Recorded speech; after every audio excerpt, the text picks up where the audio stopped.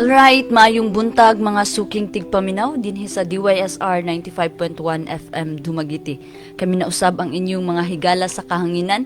Ako si Pastor Michelle, kauban nato karon si Pastor Andro, Evangelist Maven, and of course sa kanunay sa matag kadlawon ang maghatag sa ato ang daily devotional mo si Dr. Faulkner Faith Mascardo. Once again, maayong buntag sa tanan. Mayong buntag. Maayong buntag. Okay, sa ato silang invite to follow our YouTube channel, this Music Generation Official. Kaya pag kalimot to listen to all the streaming platforms. So, pili na lang din. No? Asay mong gustong gamiton, YouTube Music, Spotify, or Apple Music. We also have our Facebook pages. We have Counterflow, CB Church Connect. We also have Sips of Scriptures and Worldly Thoughts. Good morning. Especially sa mga nang lantaw na to karon, kuyog na to, duyog na to sa ato ang Facebook Live. May buntag, pala ko greet nila, Pastor Andrew. Naadiri no si Hilda. Si Ma'am Hilda. Naapo diri si Sis B-Girl. O si Sis Jeannie. Upat ka, kuan 4 million ka buok. Naapo diri sa Pikas no. Naagyapon si Sis B-Girl diri sa Pikas. May si Sis Melissa. Oh, always na. Every day. Buntag ninyo diya. Good morning. Okay, subdan na itong kabuntagon sa pagtahod sa pinakalabaw na itong tanan nga mawang nga itong langit ng amahan. Atong naiampo mga higala, yutabangan ta sa Dios ning adlaw og mahapsay ang tanan ug uban sa mga prinsipyo ug mga pulong magiyahan og malamdagan kita. Magampo ta. Langit na mo nga amahan, ang imuhang pagkamaayo, amo ang gi-celebrate, ang imuhang kindness, among gitahod, among giila. Ug salamat sa maayong panglawas ug sa pag-ayo nimo sa bisan unsang balatian ug sakit. Bisan pa man sa pagsulbad sa tanang kalisdanan. Nasayod ako nga ang tanan nga nagpaubos diha kanimo ug nagpaktis usab sa pagkamapaybasanon ngadto sa uban. Imo gayud ituboy, imo gayud nga pataas. Salamat nga wala ka nagkulang sa pagbadlong ug pagpahiramdom pagtudlo kanamo sa tanan nga mga mataro nga pamaagi sa pagkinabuhi isip nga mga liwat nimo.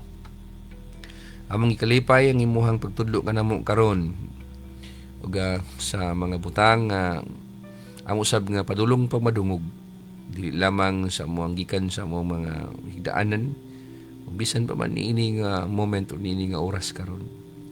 Sa padulong pa namo nga makatunan amo usab kini nga i-welcome among giblihan ang mumunho na kasing-kasing. Salamat sa pinasahi nga kalipay kusog nga among masinati dili lamang niining oras kundi sa tibuok nga adlaw. Amo kini nga mapaambit usab ngadto sa uban. Tudloi kami, pasabta kami kini mga butanga among gihangyo kanimo sa ngalan ni Jesucristo nga among Hari ug Ginoo guban sa tabang sa Espiritu Santo. Amen. Amen. Danata karon man higala sa verses 11 to 16 sa Exodus chapter 13. Exodus chapter 13 gikan sa bersikulo 11 hangtod sa 16. Ilang sa pagbasa Evangelist Mav sa English nga translation. NLT. This is what you must do when the Lord fulfills His promise, the promise He swore to you and to your ancestors. When He gives you the land where the Canaanites now live, you must present all firstborn sons and firstborn male animals to the Lord, for they belong to Him. A firstborn donkey must be bought back from the Lord by presenting a lamb or a young goat in its place. But if you do not buy it back, you must break its neck. However, you must buy back every firstborn son. And in the future, your children will also ask you, what does all of this mean? Then you will tell them, with the power of the mighty hand, the Lord brought us out of Egypt, the place of our slavery. Pharaoh stubbornly refused to let us go, so the Lord killed all the firstborn males throughout the land of Egypt, both people and animals. This is why I now sacrifice all the firstborn male to the Lord, except the firstborn sons are always bought back. This ceremony will be like a mark branded on your hand or your forehead. It is a reminder that the power of the Lord's mighty hand brought us out of Egypt. Thank you, Brother Marv. Sa Cebuano ta, Pastor Andrew. Nag-ingon diri mga higala sa MBBCEB. Sa dihang dadon na kamo sa Ginoo ngadto sa yuta sa mga kanaanhon, sumala sa gisaad niya kaninyo ug sa inyong katigulangan, ug inighatag niya niini kaninyo. Ihalad ninyo sa Ginoo ang tanang kamagulangan. Ang matag panganay nga lalaki sa inyong mga kahayupan iya sa Ginoo. Apan gikan kaniya lukata ang nating karnero, ang panganay sa inyong mga asno. Kung dili ninyo kini lukaton, balian ninyo ang liog niini. Lukata ninyo ang inyong kamagulangang anak nga lalaki. Kung sa umaabot nga panahon, mangutana ang inyong anak nga lalaki sa kahulugan niini, tubaga siya. Ang Ginoo nagpagawas kanamo sa Ehipto diin kami giulipon. Giluwas kami niya pinaagi sa iyang talagsaong gahom. Sa dihang nagmagahi ang hari sa Ehipto ug nagdumili sa pagpalakaw kanamo, gipatay sa Ginoo ang tanang kamagulangang anak nga lalaki sa Ehiptohanon ug ang tanang panganayng laki nga mga kahayupan. Busa ihalad namo sa Ginoo ang tanang panganay nga laki, apan lukaton namo ang among mga kamagulangang anak nga lalaki. Kining maong seremonyas mahimong usa ka tigpahinumdum sama sa usa ka timaan diha sa among mga kamot o usa ka patik diha sa among mga agtang, kay gipagawas man kami sa Ginoo gikan sa Ehipto pinaagi sa iyang talagsaong gahom. Mao kato ang pulong sa Dios. Okay, salamat. Mga higala, ito ang mensahe, atong title sa itong mensahe karon. A people set free. Ang mga katawhan nga gipahigawas. Ang emphasis na to nini, taas-taas ni siya, medyo tulo ni siya ka-R. Remembering the deliverer, rehearsing the remembrance, and redeeming the response. So, medyo taas. Kung ako ni title 5, taas ha. Pero, nga na lang yung timanan. Kung mingon ka nga ikaw, gipahigawas ka sa Dios, unang buhaton nimo, hinumduman nimo, kinsay nagpahigawas nimo. Dayon, imong i-practice, imong yung sighandumon, ang remembrance. Dayon, kung doon ay response nga gipangayo ang Dios nimo, nya medyo bugat para nimo, pwede nimo sang lukaton sa laing bahin mo nang redeeming the response. Alang sa to ang pagdugang pag-explain ni ini, nga lang tagay guhulagway sa imong imagination nimo nga aduna kay nadawat nga dili kabilin apan usa ka butang nga gitawag ito sa keepsake, like ordinary na good. Paan baka relo, kwintas, unsang ginagmay ra kay mga butang sudlay baka na. Pero passed down through generations. Tangan ang matag panganay nga laki sa inyong mga kahayupan iya sa Ginoo. Okay, murag nagka-trouble. Iban mabla unsa man nga atong live desk sa DYSR? I think it's the hardware nila, Dr. Faulkner, nga mag-disconnect man ang ilaha nga Ethernet. Yeah. Silang hardware mismo. Sige. Kaya murag kayo nga nagproblema mo rin dapita diya. Kamo mga naglantaw sa among mga namalhin diri sa kang Evangelist Marvin nga account, pwede rin mo balik sa DYSR. Pwede mo dito. Kay bisag asar mo duha. Mangani kay duha kayo na i-back up. Kay kung wala pag takong problema usahay, mas mayan ng magradyo na lang tayo. Magamit na lang tayo radyo kay kapuya po ng internet usahay. Buong malipay ta kay naay makita. Usahay po, buwa po yung klaro. May pag radyo kay Sure ang pa. ibang puhunan niyo, radyo. Battery ka. Di ka problema mo kay internet di ako kay data diya kay badungong graman ni mo minsay. Anyway, ang unang kamatuoran mga higala or angay kamatuoran nga atong timan-an, you shall present the firstborn to remember. You shall present the firstborn to remember. Gibasa ni Pastor Andrew kanina, ingon nga, sa diyang dadon na kamo sa Ginoo ngadto sa yuta sa mga kanaanon. Kani nga pulong ba? Kung ato ni siyang tagaan og context sa atong panahon, tanang sa diyang mo-abroad na ka. Sa diyang makatrabaho na ka. Sa diyang mudako ng imong negosyo. Ang Dios diyan na Pastor Andrew, naday sa mga pahimangno daan. Kay lisod kayo ka, Lord, tagay mi Ginoo kagawasan, Lord, tagpadato ako Ginoo. Ginoo papasara ko sa kong kuan, Lord, for exam. Ginoo kanang tabangin Ginoo nga maka-abroad ko, Lord. Lord, tagay ko Ginoo negosyo, Lord. Abi na to nga mingon ang Ginoo, okay. Dili dinay nga na manghigala. Ang Dios dati din siya ay pahimangno. Mingon siya, sa dihang madato naka. Sa dihang maka-abroad naka. Sa dihang masinso naka. Sa dihang makasulod na ka sa trabaho, sa gobyerno ba ka, o sa unsang kumpanya ng imong sudlan. Naadinay hangyo ang Dios evangelismo. Kani mong kung kanaan kay usa ka dapit ba natapunok ang yuta ba nga. Ang mga tanom dito tubo gyud sakto, ang mga prutas, ang mga pangutanon, ang mga bisan ng mga kahiyupan mahimsod gud ba. Ningon ang Dios sa dihang dadon na kamo.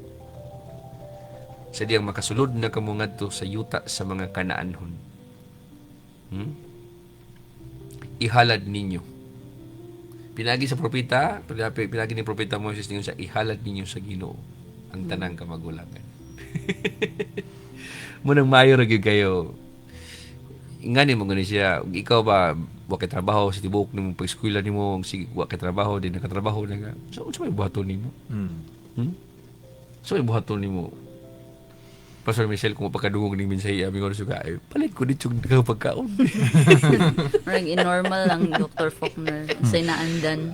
Largo ko palit iPhone nga pinaka-latest. Pero sa Ginoo, mga higala kay lahi man, yun siya, halad ninyo sa Ginoo ang tanang kamagulangan. Insulod ninyo mismo dito sa promised land.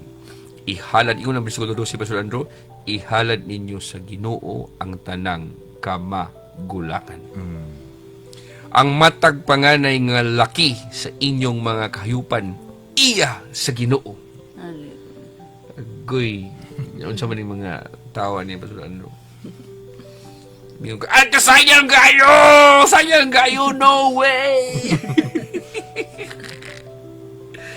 Apan ningon ang bersikulo 13 niya, Pastor Andrew. Apan gikan kaniya, lukata og nating karnero ang panganay sa inyong mga asno. Gikan kuno kaniya. So asa man gikan sa Dios. So if naay kamagulangan, tanaman kamagulangan sa mga kahiyupan, iya man sa Dios. So ang pingala ba pag naa kay bahin, na example na kay kada kung pinakauna good, pinaka the best iya sa Dios. Ningon ang Dios na provision diri sa balaod, pero andun na provision sa balaod. Ningon siya, apan gikan kaniya, kung gikan sa Dios, lokata og dating karnero ang panganay sa inyong mga asno. Kung dili ninyo kinilukaton, balian ninyo ang liog niini. Lukata ninyo ang inyong kamagulangang anak nga lalaki. Lukata. Hala. Sa pagkadungo, pagbasa niyo mo rin basikulo yun, unsa ni sulod mo muna.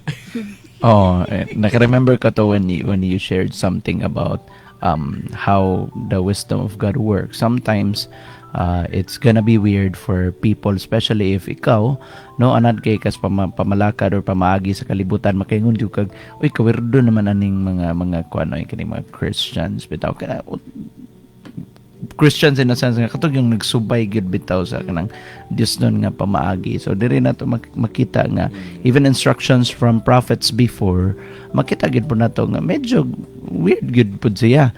Pero weird and strange, but well, let's say hallmark of moingon yun nga gikan gyud sa Dios, because Kingdom of God.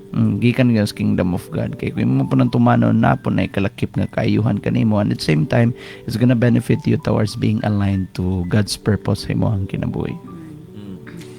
Pastor Ando, kaning gingon sa bersikulo 14 ba? Bersikulo 13. gikan kuno sa Dios nga kay di ba ang talang kamagulangan hayop kay iya man sa Dios. Pero kung nagana ka lukat ta ni siya og kan karnating karnero. Ang panganay sa imong mga example mga asno ana. Kay kung dili inyo kinilukaton ingon ng Dios, balian ninyo ang liog nini. Imagine lang kay donkey baliw ng liog. Ano gibaliw wala? Iyo lang ginubaliw. Ha? Weird kayo, ba? Okay. Reklamo na po ni katong mga lover ng mga animals. Animal rights activists. Ngano guna gud? Buot ka siya tag-iyas kayo upan. Mao. Ikaw ang Dios. Naana po kay kamagulang ang anak po Pastor Andrew. Wala kay kamagulang ang anak, di nga nang Biblia, lukatan ninyo ang inyong kamagulang ang anak nga lalaki. By the way, ngano ipalukat man? Kay nagtuo di ka nga, kay nagtuo gid ka nga ang ganang pag-ingon nga i-present sa Ginoo didto ra ingon na, Lord, ba din ako kamagulangan? Di man gud. Hi, Lord. Di mo na Pastor Andrew. Kanang ingon mo gud nga iya sa Ginoo. Sunugon gina. Patyo na siya sunugon. Mo ni pasabot ana. Mo na lukata imong kamagulang anak ikaw Pastor Michelle kung naa kay hayop lukaton lang gini usa. Lukaton na lang yun halad na lang kag karnero kaysa imong anak mo ay sunugon. Ina na siya. So unsa may punto na to ni kabuntagon karon? Dili ko man na to nitong programa manghikala magsunog-sunugan na nitong mga anak ani. Dili. Maminaw mo na ko ha. The emphasis is not on cruelty or mere symbolism, but on a concrete act of remembrance that God is the deliverer who saves at great cost. Ang Dios di ay nga nagluwas siya nga dako kay bili ang kaluwasan nga iyang gihatag. Nagtuo man gud ta nga ay kanang ang kaluwasan nga gihatag sa Dios libre man gud na kay ang pastor man gud sa tong panahon. Mga igsoon ang kaluwasan libre o nya kinsa man ang sakripisyo kinsa namatay sa cross. Ikaw? Dili. So, kung naay magwali-wali ninyo, mag-igsoon, ay, importante mag-igsoon ay, maglipay-lipay ta kay save na ta, bahala mo sige tag inom, sige tag luglaglag, sige tag pamayi, sige tag suroy-suroy, sige tag sub-sabu, kay libre mo tag kaluwasan, buang-buang ka, ang insulti niya na. Dili sayon sa part sa amahan ng iyang anak na si Kristo Jesus. Namatay, gilansang sa cross. Kay kani minsahiya ibon ma'am, kaning chapter 13 from verse 11 to 16, usa ni siya ka foreshadow sa tinuod ng paghitabo dito sa cross sa Kalbaryo. Ang amahan mismo yung gipakita ng kaluwasan nga kung gihatag ninyo dako kaayog bili. So kung naay mga pastor o naay mga preachers o naay mga kasimbahanan nga nagwali-wali ninyo nga pwede ra magara-gara, pwede ra magkit-kiat kay anyway luwas naman ta dagan anak gikan nga simbahan. Mao. Kay wala sa kasabot kung unsa kadako ang gibayran sa Dios ng amahan para sa pagluwas nimo. Mo ni siya man. Mo ni meaning ni ini atong gibasa karon. Mura ra tanawon siya mo ni mura magwalay sense. Basta do sa. Kung basa ka ni kung kasabot sa kamatayon ni Kristo Jesus kay mura walay sense. Wala. Di ba si Kristo Jesus siya ang giingon ni Juan Bautista, ni Juan Magbubunyag nga behold the Lamb of God who take away the sin of the world. Mao man ni. Amen. Di ba gilukat man ta? Amen. Correct. Lukat. Amen.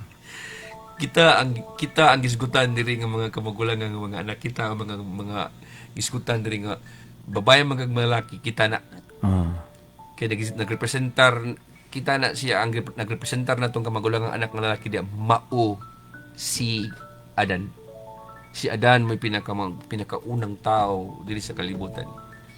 Ug siya unta ang angayng patyon. Gikan ta sa unang Adan, linyada sa unang Adan, kita untang tanan angay mga matay. Aron ihalad. Pero ang karnirong gisgutan diri nga mo'y mulukat na to mao si Kristo Jesus. Klaro ba minsahe Pastor Michelle? Amen. Pastor Ando, basig naa kay dugang nila gingon. Hallelujah. Pagka nindutan no sa mensahe karong buntaga mga higala nga dili pwede mga higala nga aturang iragid-ragid imong ura nato nga ang kaluwasan nga atong nadawat ipaka maba na to ang bili gani but gani man ang kaluwasan daay nga atong nadawat dili nato i-take for granted ba gani man sa mata sa atong amahan sa langit mao nay pinakataas og value unsa man ay taas nga value siguro na sa imong butang wala ra gyud na siya ka gamay ra na tuldok ra siguro na or even di jud na makita microscope ra makakitaan ano unang ayaw gigiuran ang kaluwasan nga imong nadawat ang higala. Salamat. Nawala ta sa kaduha mang higala. Obedience is a daily memorial. obedience is a daily memorial. Ang pagsugot na to, usa na siya kaadlaw-adlaw nga pagpahinumdum. Unsa gingon sa verse 14? Sa verses 14 to 15, Pastor Michelle. Sa 14 and 15, kung sa umaabot nga panahon mangutana ang inyong mga anak nga lalaki sa kahulugan niini, tubaga siya. Ang Ginoo nagpagawas kanamo sa Ehipto diin kami na giulipon. Giluwas kami niya pinaagi sa iyang talagsaong gahom. Sa dihang nagmagahi ang hari sa Ehipto ug nagdumili sa pagpalakaw kanamo, gipatay sa Ginoo ang tanang kamagulangang anak nga lalaki sa sa mga Ehiptohanon ug ang tanang panganay lalaki sa mga kahayupan. Busa ihalad namo sa Ginoo ang tanang panganay nga lalaki apan lukaton namo ang among mga kagmagulangang mga anak nga lalaki. Nakuha ba nimo, Pastor Andro, nga kining gipasabot na nga tanan ka magulangang mga anak nga lalaki diya nagpresentar na siya ni Adan? Muna siya ang simbolism bita ni Adan nga si Adan unta ug talang kaliwat ni Adan maoy angayng impierno, mo'y angayng mamatay sa kitawag og eternal nga death. Apan tungod kay adunay salvation, dunay dugo sa karnero, sa nating karnero nga nabutang dito sa poste sa ilang portahan sa mga balay kaniadto sa mga Israelita, mo nang gilabyan sila sa kamatayon. Ug sa ato ang panahon karon sa Bagong Testamento nga ang dugo ni Kristo Jesus, kaya ang katong poste dito, Pastor Andro, nagporma man to sa cross manggod kay dugo gibutang sa babag sa pultahan ug sa wala ug sa tuo ng mga poste mo to na siya makita nimo ang sign sa cross. Sa Bagong Testamento nga ang dugo ni Kristo Jesus isip nga mao ang kordero sa Dios mo naghatag natong kaluwasan. Kita unta ang angay mamatay, kita unta ang angay ilansang sa cross, kita unta ang angay nga impierno, pero tungod sa pag-antos ni Ginoong Hesus nakabaton tag kaluwasan. Amen.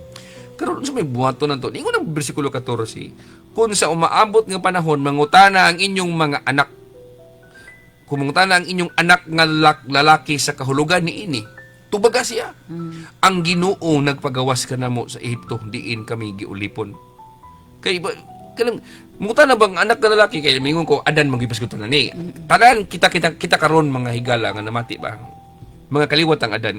Pasabot kung mangutana ka, ano mag yung kinahanglan bag yung nga maghalad pa jud. Huy. Mabilo na ko. kung sa ilang panahon, Evangelist Ma, mangutana ang anak nga lalaki nga, Ma, pa, ngano mo nang namatay mo nang nating karnero, magano imo lang giihaw, man nang imo nang gihalad, ginang gisunog mo na nimo gipatay mo na nimo ma. Kung ako ang papa mingon ko, ikaw man ta kay patsundong.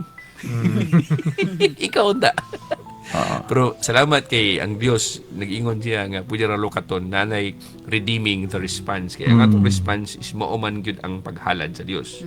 Akong balikon, Pastor Michelle, ang pinakamaayong response sa tao nga nasayod nga siya giluwas sa Dios, mao ang paghalad ngadto sa Dios. Mao ang pag-offer. Amen.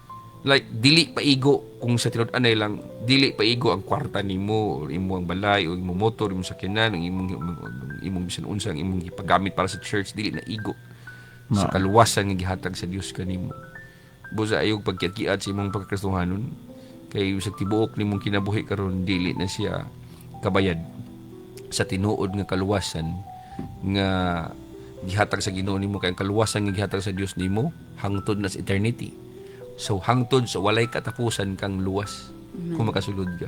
Nya pila ra tuig di mo ning kalibutan na nataw ka ning kalibutan na kabot bag 40 ka tuig imong pagpangalagad sa Ginoo. Kana pa jung 40 ka tuig sa gulan pa jung nagbinugoy siguro po diyan backslide na po. Abtik na po, dasig na po, backslide na po, luod na po, simba na po, luod na po. Dapat yung sagol, away-away, dapat yung sagol, balik lang simbahan.